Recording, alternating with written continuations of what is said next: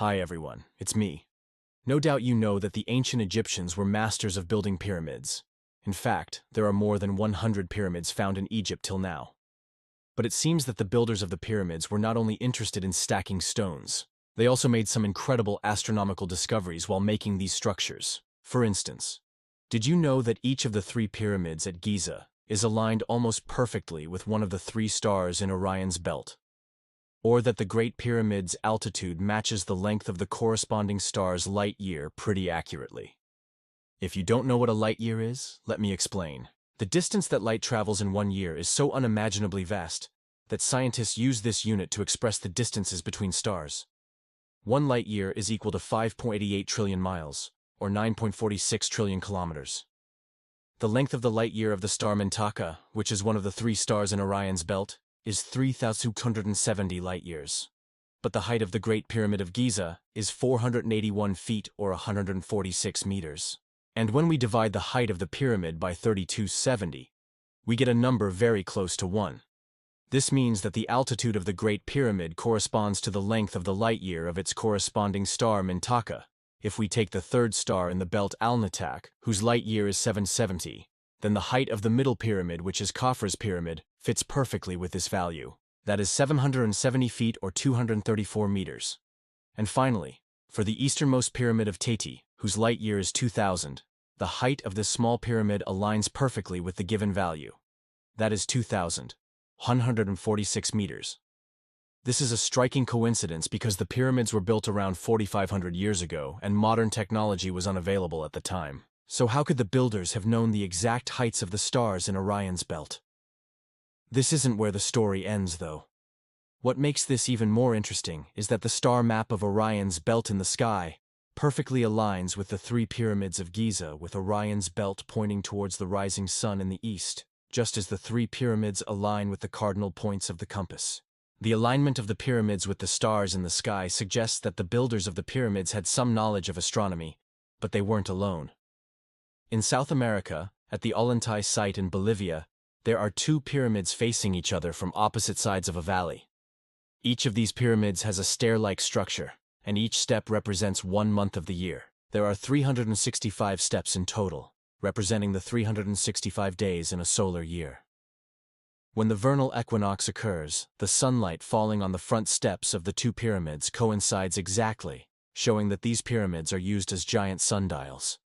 Similarly, when the summer solstice occurs, the sunlight falls at the bottom of both pyramids, indicating the beginning of summer. Also, on the winter solstice, the sunlight reaches the top of both pyramids, indicating the beginning of winter.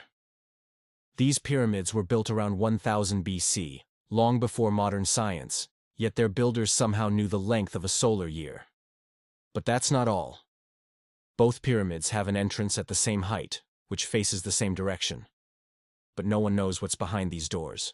Researchers believe that they may lead to rooms containing important artifacts or information about the builders of these pyramids, but unfortunately, they haven't been opened yet. The entrances to both pyramids face the constellation Crux, also known as the Southern Cross. This constellation is only visible from the southern hemisphere and not visible at all from any part of the northern hemisphere, including Egypt.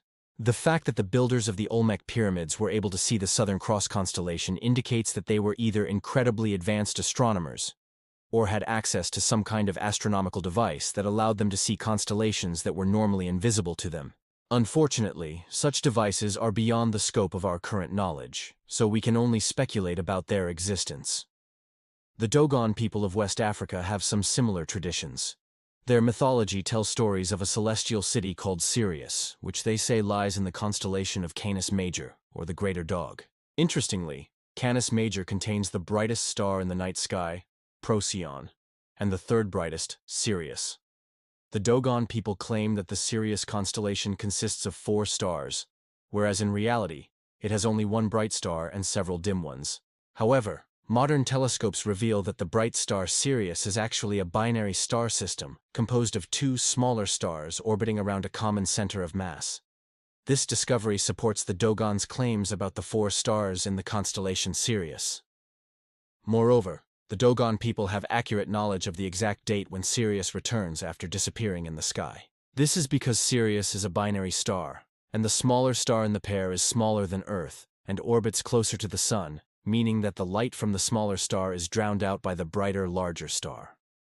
For about half of every 50-year orbit, only half of the orbital path takes the smaller star in front of the bigger one, allowing it to be seen. Since the return of Sirius is an important event in Dogon culture, they have carefully tracked its movements over the years and have passed down the knowledge to future generations through oral tradition. According to their beliefs, Sirius is home to Nomo beings who visited Earth in the past and taught them many things, including how to cultivate the land, make tools, and establish a society. The Dogon people still await the return of the Nomo beings, which according to their calendar will occur in August 2024. We'll have to wait and see whether or not it happens. Let us know in the comments what you think about the amazing astronomical discoveries made by the builders of ancient pyramids. Don't forget to subscribe, and thanks for watching.